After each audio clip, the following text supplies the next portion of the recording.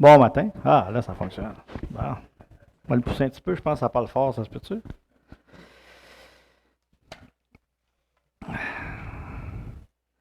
Ce matin, on termine notre série sur les miracles de la vie de Jésus. On a déjà commencé ça l'été passé. On arrive au 9e message. Puis, je ne sais pas si pour vous, mais moi, ces messages-là me rassurent que notre Dieu est au contrôle de toutes choses. Alors, on a vu à travers des messages que le Seigneur Jésus il est puissant, premièrement, mais il a aussi une autorité absolue. Le Seigneur Jésus a autorité sur la maladie. On l'a vu à travers des guérisons. La mort. Il a ressuscité des gens. La nature. Il a dit à la mer, chut, c'est assez. Les pains, les poissons, apparaissez. Il est même au-dessus des démons. 6000 démons contre lui. Ils viennent se mettre à genoux, puis ils disent, s'il vous plaît, ils demandent la permission de pouvoir être envoyés, plutôt que d'être l'envoyer tout de suite dans l'abîme. Rien ni personne ne résiste au Seigneur Jésus. Ça, c'est rassurant. Surtout quand on a un monde qui... Je ne sais pas si vous écoutez les nouvelles, moi je ne les écoute pas, là, mais c'est pas trop rassurant. Mais quand on sait qu'on a un Dieu comme ça qui est puissant, qui a toute autorité, mais ça nous rassure. Parce qu'on sait que Dieu s'occupe de tout et de nous. Ce matin, j'aimerais arriver là, au dernier message. J'aimerais qu'on tourne dans Luc 18. Le titre du message ce matin, c'est « Viens et vois ». On va regarder ensemble la guérison miraculeuse d'un aveugle. On n'a pas vu encore. Le Seigneur Jésus va guérir un aveugle. J'aimerais faire ressortir 5 grandes choses dans le texte ce matin. La première chose, l'aveuglement est une chose qui nous affecte tous. Je ne sais pas si vous le saviez, mais vous avez tous été aveugles. Ou vous l'êtes peut-être encore ce matin. La deuxième chose, le Seigneur entend les cris du cœur. On va le voir encore une fois, on l'a vu souvent, on va le voir encore une fois, le Seigneur entend les cris du cœur. Troisièmement, on doit tout laisser derrière pour suivre Jésus. Ça, c'est pas facile. Quatrièmement, le Seigneur veut entendre nos demandes. Et on va le voir par une question que le Seigneur Jésus a posée à l'aveugle. Et quatrièmement, un grand bouleversement se produit dans la vie de celui qui rencontre Jésus. C'est les 5 choses qu'on va voir dans le texte de ce matin. Mais avant de regarder les 5 points, j'aimerais faire une parenthèse et rouvrir sur une chose qui est importante. Je ne sais pas si vous vous rappelez, quand on a regardé le message des 10 lépreux, Luc avait mentionné un détail sur le lieu. Je ne sais pas si vous en rappelez. Il disait Jésus se rendait à Jérusalem. Et j'avais montré que c'est une chose qui revient souvent. Luc, à partir de 9,51, nous mentionne Jésus. Il est en train de nous dire Jésus s'approche de plus en plus de Jérusalem vers la croix. Et là, regardez dans le texte ce matin, Luc va encore mentionner un lieu. Luc 18, à partir du verset 35. Je vais lire le texte. Comme Jésus approchait de Jéricho, un aveugle était assis au bord du chemin et mendiait. Entendant la foule passer, il demanda ce qui c'était. On lui dit, c'est Jésus de Nazareth qui passe. Et il cria, Jésus, fils de David, aie pitié de moi. Ceux qui marchaient devant le reprenaient pour le faire taire, mais il cria encore plus fort, fils de David, aie pitié de moi. Jésus s'étant arrêté, ordonna qu'on le lui amène. Et quand il se fut approché, il lui demanda, « Que veux-tu que je te fasse? »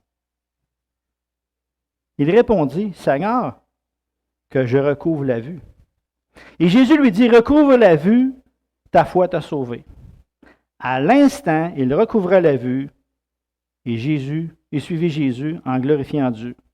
Tout le peuple, voyant cela, loua Dieu. Un autre beau miracle. Et j'ai mentionné, Luc commence en disant Jésus se rendait à Jéricho.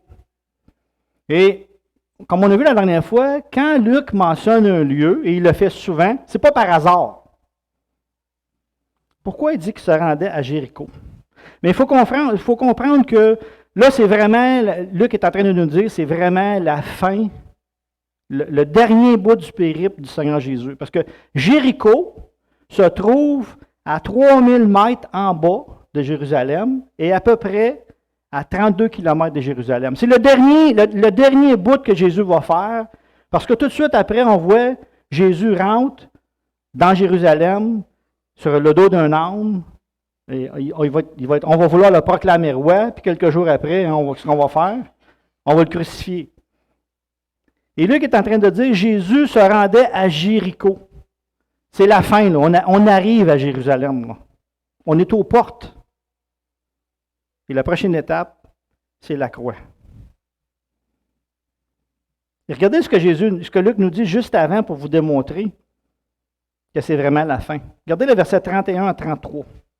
Jésus prit les 12 auprès de lui et leur dit, « Voici, nous montons à Jérusalem, et tout ce qui a été écrit par les prophètes au sujet du Fils de l'homme s'accomplira. Car il sera livré aux païens, on se moquera de lui, on l'outragera, on crachera sur lui, et après l'avoir battu de verge, on le fera mourir, et le troisième jour, il le ressuscitera.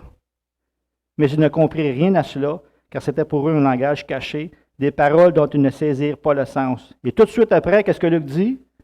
Comme Jésus s'approcha de Jéricho. Pas un hasard. Il rentre dans Jéricho, et on pourrait dire, dans le fond, c'est le pire moment de la vie de Jésus, là. Parce que là, la croix est là. Jésus a passé 33 ans, les 3 dernières années, il a servi.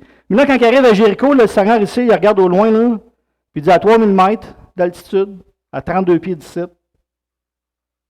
mon Père va m'abandonner et je vais mourir pour les hommes. Et malgré ça, on va voir que le Seigneur Jésus va entendre le cri d'un aveugle.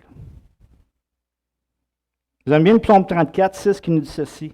Quand un malheureux crie, l'Éternel entend et il le sauve toujours de ses détresses. Ou le psaume 10, 7.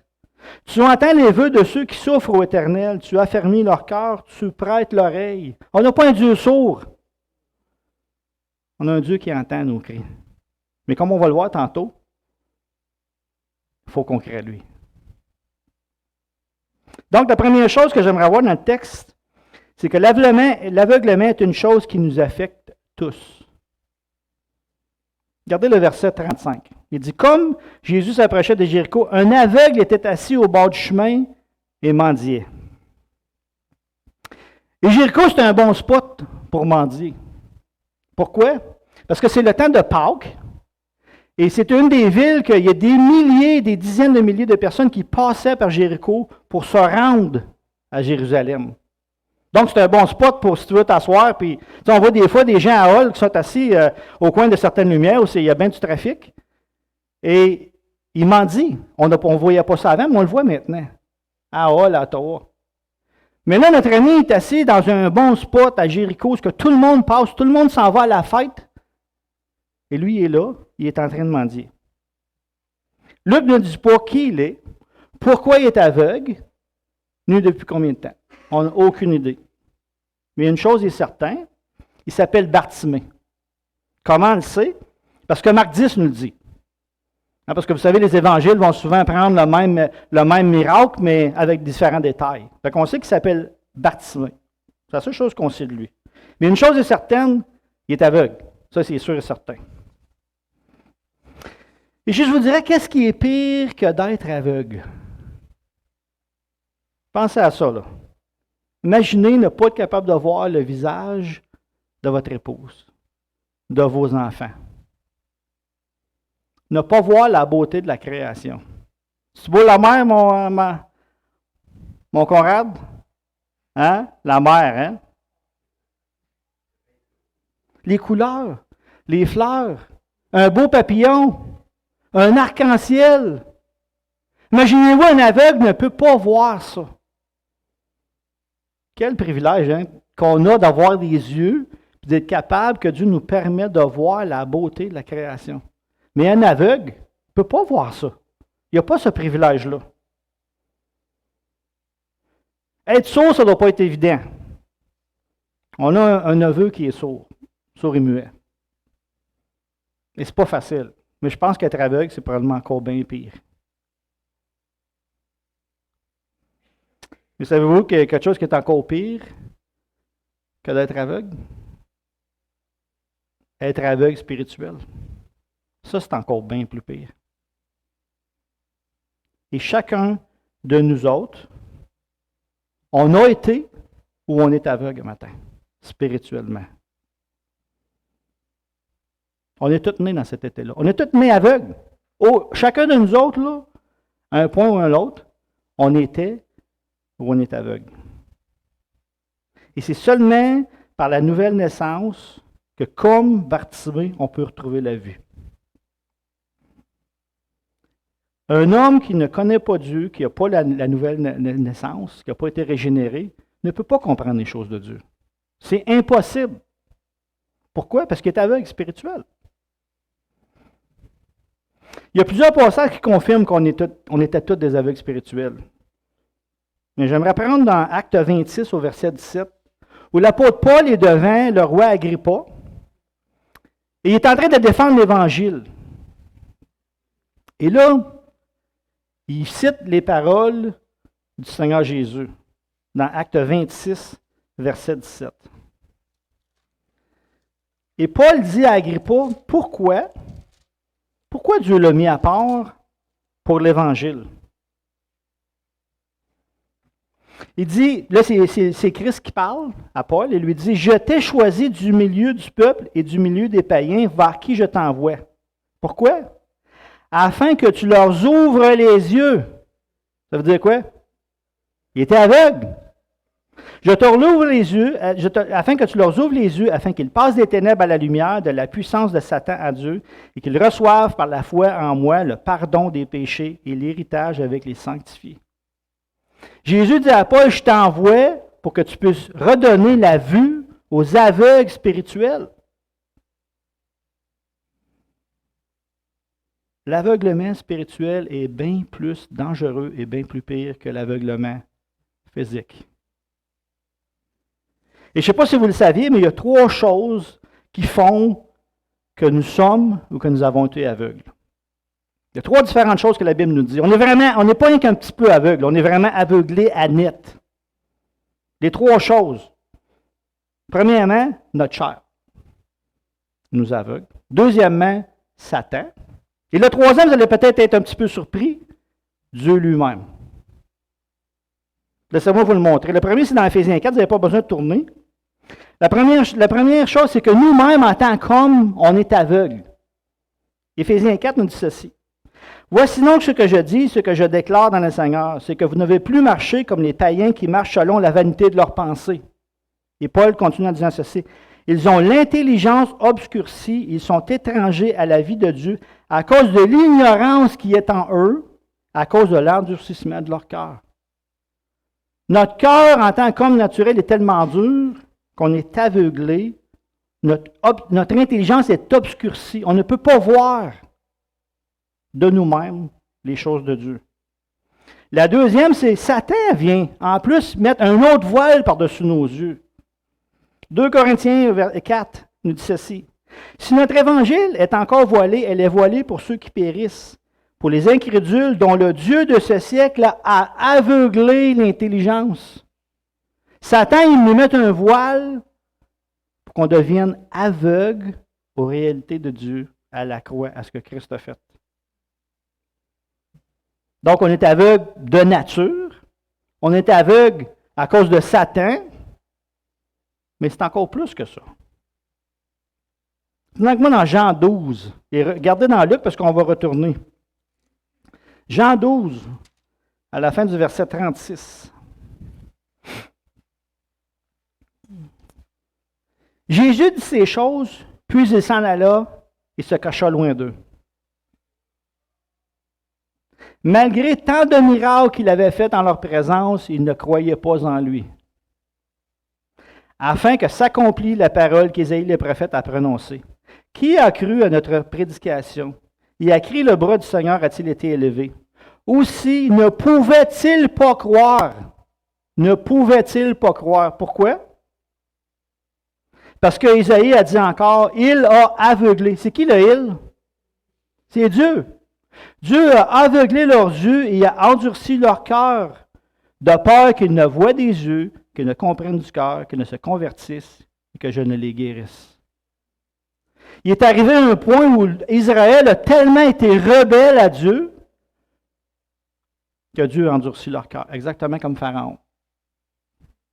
Est-ce qu'on est aveugle? Pas à peu près. On est aveugle de nature. On est aveugle parce que le Dieu de ce monde nous aveugle. Et en plus, si on reste dans la dureté de notre cœur, Dieu peut endurcir notre cœur, comme il l'a fait avec Pharaon. C'est pour ça que de recevoir les yeux de la foi, c'est tout un miracle. C'est tout un miracle. Exactement comme Bartimée et encore plus. Le fait que Dieu nous donne la grâce de nous ouvrir les yeux, c'est vraiment un miracle. Fait que si on trouve que Bartimée fait pitié, tous ceux qui n'ont pas la grâce de Dieu, qui n'ont pas connu la grâce de Dieu présentement, sont aveugles, exactement de la même manière.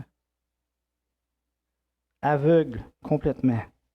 C'est tout un miracle de recevoir les yeux de la foi. Moi, je me rappelle, avant que Christ vienne me sauver, mon oncle Jacques m'a parlé de l'Évangile, ma tante Joanne. Je ne voyais rien. J'avais un ravin en avant de moi qui m'emmenait directement en enfer et je ne le voyais pas. Pourquoi? J'étais aveugle. Jusqu'au jour où Dieu est venu ouvrir mes yeux par la foi dans le Seigneur Jésus. D'où l'importance, comme mon oncle Jacques disait tantôt dans sa prière, de semer l'Évangile. Pour que Dieu, dans sa grâce, puisse ouvrir les yeux de ceux qui sont aveugles spirituels. Donc, le premier point, l'aveuglement nous affecte tous. Bartimée est un exemple de notre aveuglement spirituel. La deuxième chose, le Seigneur entend les cris de nos cœurs. Et j'aimerais voir trois aspects du cri de Bartimée. La profondeur, la persévérance et la révérence de son cri. La première chose, la profondeur. Ça nous dit que Jésus arrive à Jéricho dans le temps de la Pâque. Il y a une grosse foule. Et pourquoi on s'est déplacé en foule dans ce temps-là? Mais il faut comprendre que quand Jésus s'en va à Jérusalem, il faut qu'il passe souvent dans des déserts. Et c'était très dangereux. Ce qu'on faisait souvent dans les grandes fêtes, c'est qu'on partait une gang ensemble et on partait ensemble pour aller d'une place à l'autre parce que c'était moins dangereux. Vous vous rappelez quand Marie, Jésus, il est resté à l'âge de 12 ans, puis son père et sa mère, on n'a même pas aperçu. Parce qu'il était dans une foule, il allait en foule. Et là, il y a une foule qui suit Jésus. Mais il y a une autre raison aussi pourquoi il y a une foule qui suit Jésus pour aller à Jéricho. Probablement parce qu'on croit que Jésus s'en va à Jéricho pour défaire les Romains et s'asseoir sur le trône de Jérusalem. C'est pour ça qu'on suit Jésus. On croit que Jésus, c'est le grand libérateur d'Israël. Terrestre, absolument. Hein? C'est pour ça que quand il est rentré, il a son entrée triomphale. On a mis des choses à la tête, des couvertes, du linge. Les gens criaient aux anneaux. Parce qu'on croyait vraiment que Jésus rentrait dans Jérusalem pour venir défaire les Romains. Mais le Seigneur Jésus avait un plan bien plus grand. Il s'en venait défaire quelqu'un de bien plus dangereux que les Romains. Hein? La mort. Le péché, Satan. Regardez la profondeur du cri de notre ami Bartimée. Quand Jésus passe avec une grosse foule, plein de monde, plein de bruit. Bartimée se met à crier. Regardez le verset 26 et 27. 36 et 37, excusez. Comme Jésus s'approchait de Jérusalem, un aveugle assis au bord du chemin mendiait. Entendant la foule, il se demandait qui était-ce. Quand on lui dit c'est Jésus de Nazareth, il cria à Jésus. Et ici, le mot dans le sens original, c'est un cri de détresse qui est intense et qui demande une réponse. C'est comme un bébé qui crie, là. Hein? Quand il a besoin du lait, là, il crie. Mais c'est ça, là, dans l'original, le sens, c'est un cri qui demande une réponse. Il n'a pas juste dit Jésus. Non, il criait. Il criait. Et personne pour l'aider. Vous vous rappelez le paralytique, hein, ses amis l'ont emmené à Jésus. Mais là, qu'est-ce que la foule dit? Femme-toi! Femme-toi! On essaie de le décourager. Ceux qui marchaient devant lui le reprenaient pour le faire taire. En bon québécois, on dirait ceci. Femme ta boîte, tu nous déranges. En plus, tu n'es rien qu'un nobody. Tu penses-tu que Jésus va t'intéresser à toi? Tu es un petit aveugle, tu es en train de mendier, un petit pauvre sur le bord de la rue. C'est probablement l'attitude des gens qui étaient là. Ils l'ont repris pour le faire taire. Qu'est-ce qu'il a fait? Il a crié encore plus fort. Et le mot original veut dire quelqu'un qui a perdu la tête, un cri perçant d'un corbeau. Nous autres, chez nous, on en a des corbeaux. On les nourrit. Puis souvent, ma femme, elle me dit à 5 heures le matin, ferme la fenêtre, je suis plus capable. Je suis plus capable. Fatigant des corbeaux, hein? Un petit cri. En tout cas, je ne suis pas trop bon pour imiter les corbeaux, là, mais un cri fatigant. Bien, l'original, c'est exactement ça qui est le mot. Un cri perçant d'un corbeau. Il crie comme un malade, le gars. La profondeur et la persévérance de son cri. Il a fait exactement comme Jacob. Rappelez-vous quand Jacob rencontre l'ange dans le désert, puis il se bat avec, puis il dit, tant que tu ne me bénis pas, je ne te laisse pas aller. Exactement la même chose. La veuve, juste dans le verset avant, juste dans le chapitre avant, la même chose, hein? Elle va voir le juge, puis elle casse la tête, puis elle dit, tant que tu ne prendras pas ma cause, je ne lâcherai pas. Exactement la même chose. Et il nous a encouragé de faire la même chose. De persévérer. De persévérer, de crier au Seigneur. Comme Bartimée. Des fois, il faut crier au Seigneur. C'est parce qu'il est sourd? Non. Des fois, il veut voir notre cœur. Il veut voir notre persévérance. Est-ce qu'on va continuer à prier pour nos enfants? Pour nos petits-enfants? Pour les gens qui nous entourent? Pour ceux qui sont malades? Est-ce qu'on va continuer? Lui, il a continué. Il a crié comme un fou. Jusqu'à temps que le Seigneur l'entende. Il n'a jamais arrêté.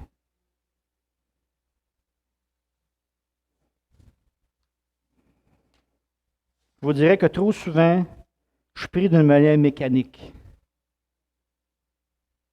J'ai besoin d'apprendre à vraiment crier avec persévérance au Seigneur. Bartimée s'est peut-être accroché à la promesse du psaume 22 qui dit ceci. Car il n'a ni mépris, ni dédain pour les peines du misérable. Il ne lui cache point sa face, mais il écoute quand on crie à lui. Dieu écoute quand on crie à lui. Il crie comme un pardeux. Mais regardez aussi la révérence de son cri. Il n'a pas dit « Hey, Jésus! » Regardez ce qu'il dit.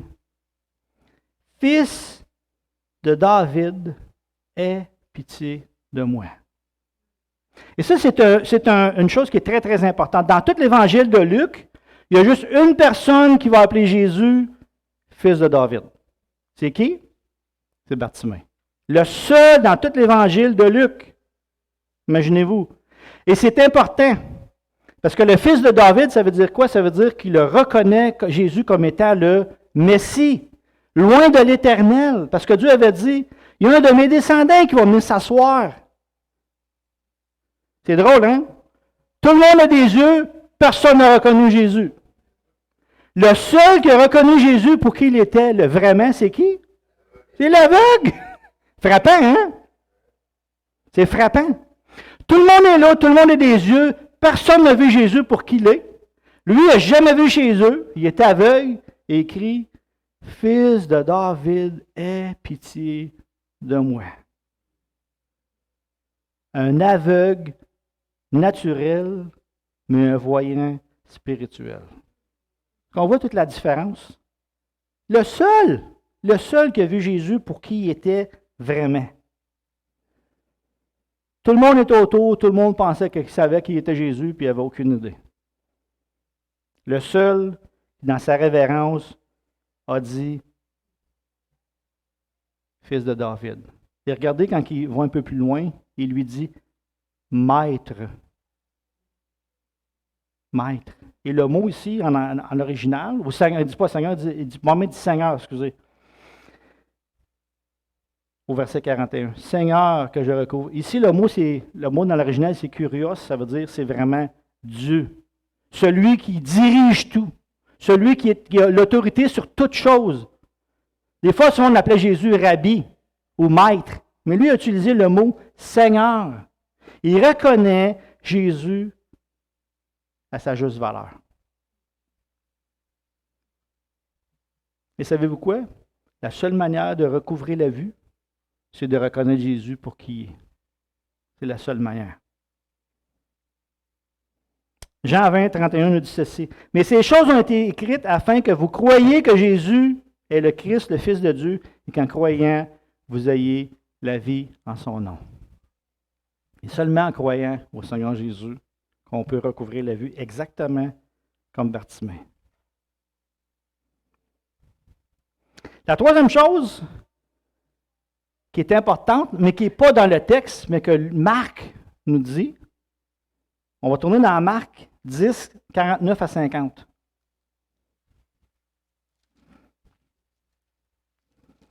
On est tous aveugles. On a besoin de crier à Dieu. La troisième chose, on doit tout laisser derrière pour suivre Jésus. Marc 10, versets 49 et 50. C'est exactement le même miracle. Ça nous dit, Jésus s'arrêta et dit, appelez-le. Il parle de Bartimée. Il appela l'aveugle en lui disant, prends courage, lève-toi, et il t'appelle. Regardez le verset 50, qui a de là tellement un détail qui ne veut rien dire. L'aveugle jeta son manteau, se leva d'un bond et vint vers Jésus. Ça a l'air détail bien anodin, hein? Savez-vous qu'est-ce que c'était un manteau pour un aveugle et un mendiant? C'était sa maison. C'était tout ce qu'il possédait. Il n'y avait rien d'autre. Qu'est-ce qu'il fait? Il garoche son manteau de côté et il part à courir vers Jésus. Il n'a pas amené son trésor avec lui. Ce qu'il y avait de plus précieux pour lui, ce qui était sa maison, la seule valeur qu'il avait en tant que mendiant, il laisse de côté et il court vers Jésus. On a besoin de tout laisser derrière pour suivre Jésus. Et ça, ce n'est pas facile. Mais c'est ce qu'il a fait, par la foi. Quand il est parti à courir vers Jésus, il ne savait pas si Jésus était pour le guérir. Mais par la foi, la plus grande possession qu'il avait, il l'a jeté de côté et il a couru vers Jésus. Exactement comme Matthieu et ses deux cousins. Qu'est-ce qu'ils ont fait? Ils ont jeté leur filet et ils ont suivi Jésus. Souvent, on va dire que le salut est gratuit. Et c'est vrai. Mais ça coûte quelque chose pour suivre le Seigneur Jésus. Le salut lui-même est gratuit. Mais en échange, le Seigneur nous demande de tout lui donner. Tout abandonner et laisser derrière, exactement comme Bartimée. Et si vous ne me croyez pas, tournez dans Luc 14, 33. Ce n'est pas mes paroles, c'est les paroles du Seigneur Jésus.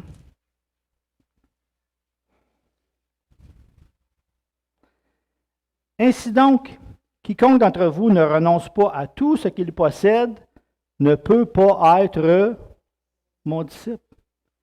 Si tu n'es pas prêt à tout renoncer à ce que tu as, tu ne peux pas être un disciple du Seigneur Jésus.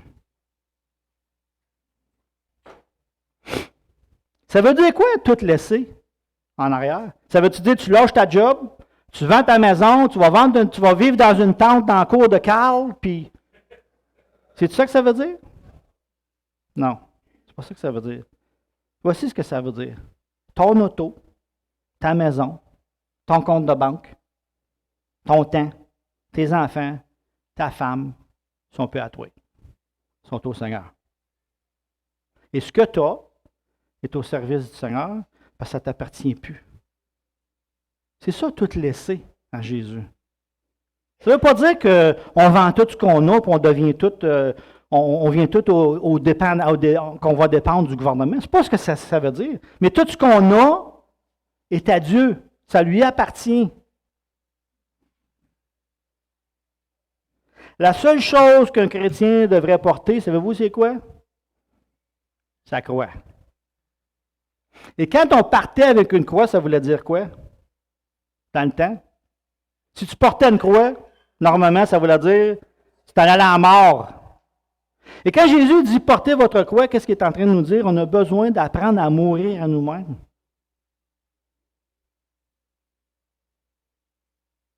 Laisser les choses qui appartiennent à Dieu, prendre notre croix et marcher par la foi. Est-ce que c'est facile?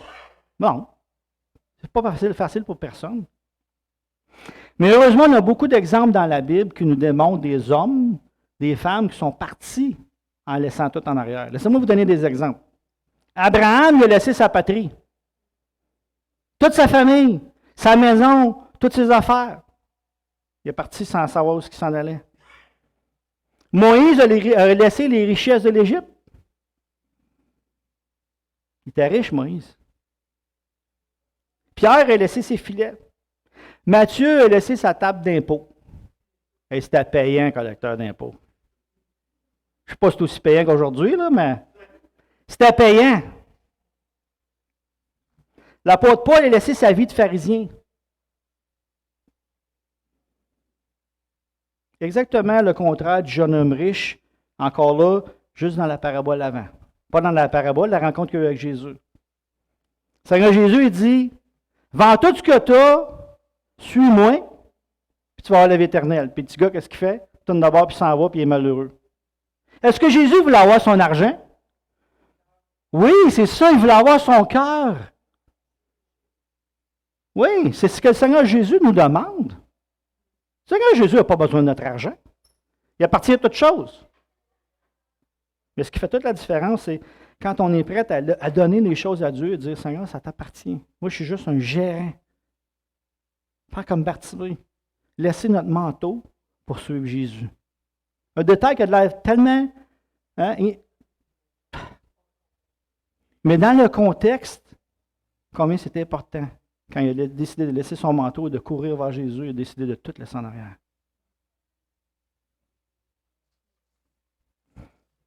La quatrième chose, Jésus veut entendre nos demandes.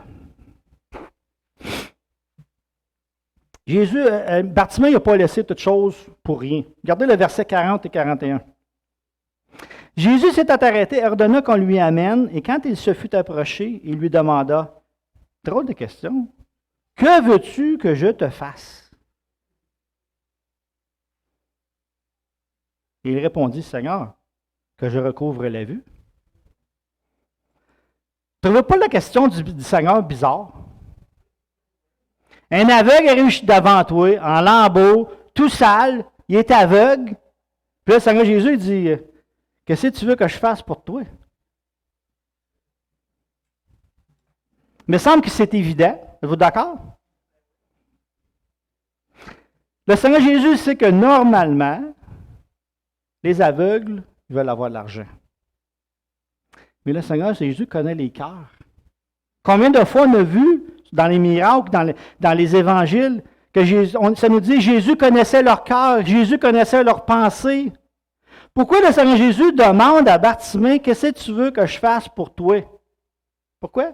Parce qu'il veut l'entendre de sa bouche. Et des fois, on dit, le Seigneur, il sait, je n'ai pas besoin de lui demander. Oui, il veut que tu lui demandes.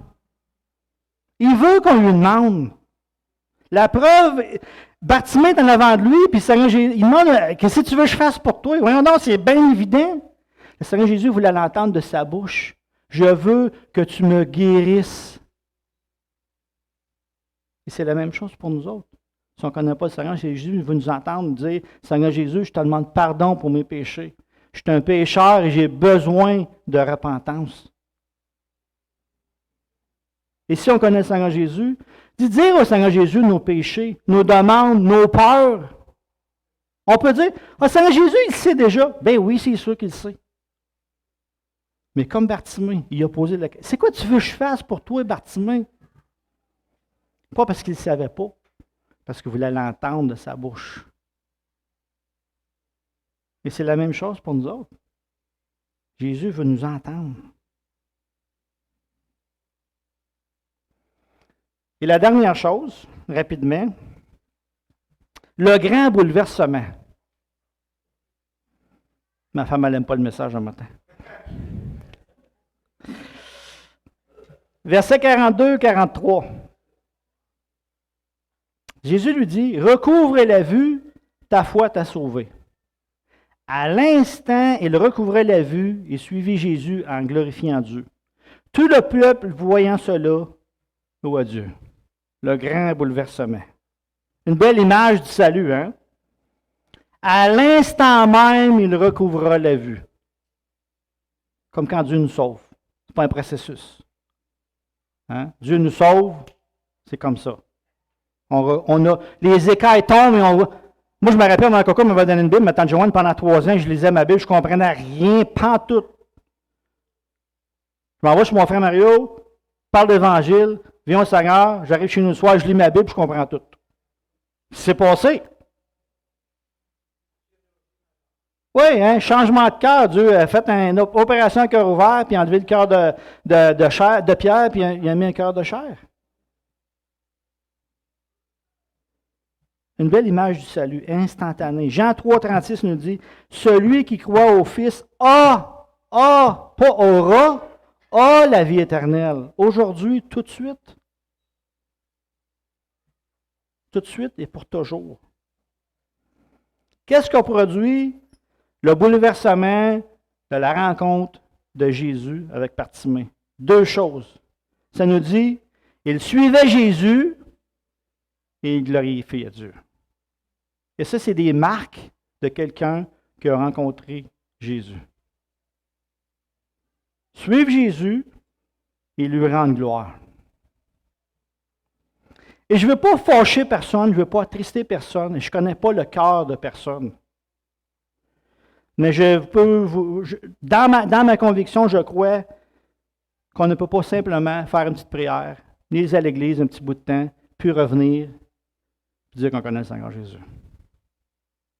Je ne connais pas les cœurs, mais moi, ça me dit, il suivait Jésus et il glorifiait Dieu. Je ne vous dis pas que l'Église nous sauve. Puis je ne dis pas hors de l'Église, point de salut. Ce n'est pas ce que je suis en train de dire.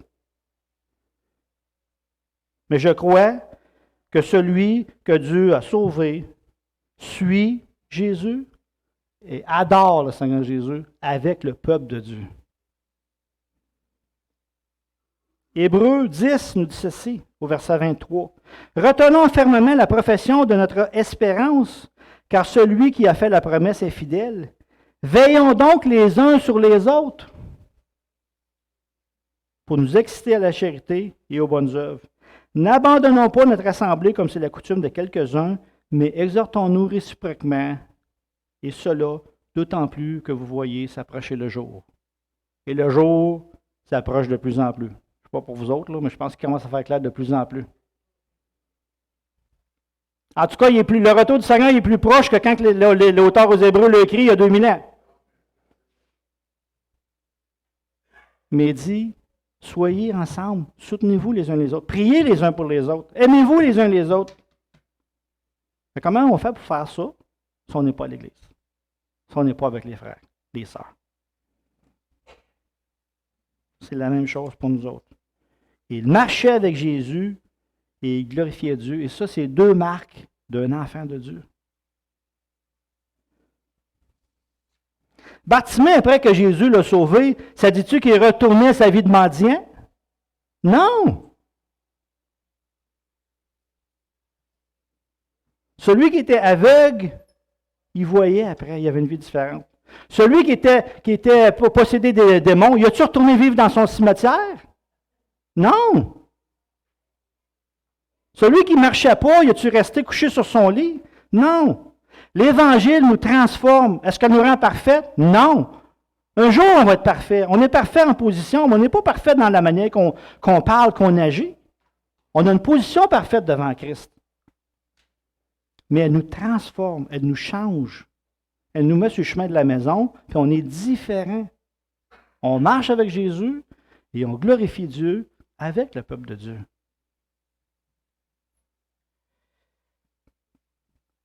Et je ne crois pas que c'est ce que je pense, je crois que c'est ce que la parole de Dieu enseigne. Donc, j'aimerais juste conclure finalement en juste regarder rapidement certains des miracles qu'on a vus ensemble. Ça fait quand même, il y en a que ça fait quand même 8, 9, 10 mois. La lèpre, c'est le symbole de la corruption du péché dans nos vies, hein, qui nous mange, qui nous détruit. Mais Christ est venu pour nous purifier. La paralysie nous démontre notre incapacité d'aller vers Dieu. Dieu met des gens sur notre chemin pour nous emmener à lui. Parce qu'on ne peut pas y aller de nous-mêmes. Dieu doit nous attirer. La mort nous rappelle le salaire du péché. La mort spirituelle, mais aussi la résurrection. La possession démoniaque nous démontre la destruction et le résultat de notre captivité au péché. Chacun de nous, à un point de nos vies, on était captifs d'un mauvais maître.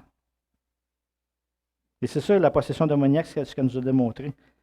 Et ce matin, l'aveuglement nous démontre que les péchés nous aveuglent tous. On est incapable d'avoir une relation avec Dieu tant que Dieu ne vient pas nous ouvrir les yeux. Ça, c'est un miracle. Un grand miracle. J'ai dit tantôt, le Seigneur Jésus veut faire des transformations. En lui, on passe des ténèbres à la lumière, de l'erreur à la vérité, de l'esclavage à la liberté, du péché à la droiture, de la mort à la vie. Pourquoi? Parce que Jésus est souverain, il est au-dessus de tout et de toutes choses. Et ça, c'est important. Parce qu'on vit dans un monde de plus en plus décourageant. Il ne faut pas perdre de vue que Dieu est assis sur son trône, il est au courant de tout, il dirige tout, même si ça ne paraît pas. Il n'y a rien qui est au-dessus du Seigneur Jésus. Ni la mort, ni la vie, ni les anges, ni les dominations, ni personne, ni rien. Rien ne résiste à l'autorité et à la puissance du Seigneur Jésus. Puis j'aimerais juste vous lire un dernier texte qui nous démontre la grandeur de notre roi. Dans Apocalypse 19, vous n'avez pas besoin de tourner, je vais le lire. Il avait sur son vêtement et sur sa cuisse un nom écrit, Roi des rois et Seigneur des seigneurs. Et le roi, c'est avec un grand R, puis le Seigneur, c'est avec un grand S. Je le vis dans le ciel, et voici parut un cheval blanc. Celui qui le montait s'appelait Fidèle et Véritable, et il juge et combat avec justice. Ses yeux étaient comme des flammes de feu, sa tête était pleine de diadèmes, il avait un nom écrit que personne ne connaît, si ce n'est lui-même. Il était revêtu d'un vêtement teint de sang, son propre sang. Hein?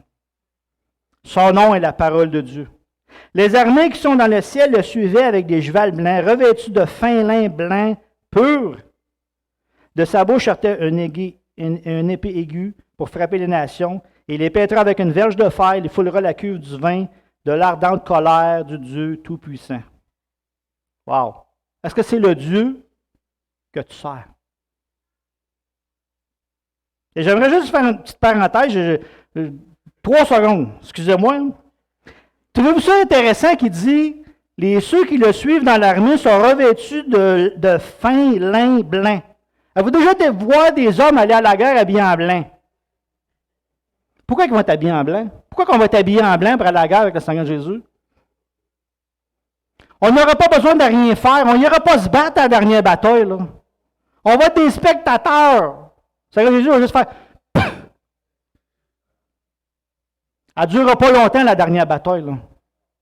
On va être habillés en fin lin blanc parce qu'on n'ira pas se traiter dans la boîte. On va juste être assis autour en spectateur, puis on va regarder le spectacle. On ne sera pas là pour se battre, on va être là pour regarder notre Dieu démontrer qui il est vraiment. Oui, comme bien les exemples dans la Bible, hein?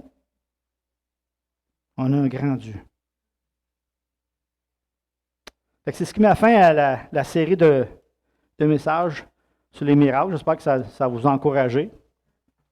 On va juste terminer par la prière, puis je sais qu'il est déjà tard.